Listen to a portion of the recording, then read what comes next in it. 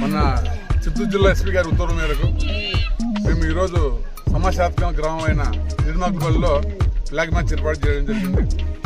సందర్భంగా ప్రజలందరికీ కూడా మేము మీటింగ్ ద్వారా తెలియజేయడం జరిగింది. ఎక్కడ కూడా 144 సెక్షన్ అమల్లో ఉంది. ఎవరు కూడా ప్రభావాలు కాదడం కానీ, ఉత్సవాలు చేసుకోవడం కానీ, పురిగింపులు చేయడం కానీ చేస్తే మటుకు కఠిన చర్యలు తీసుకుంటాము.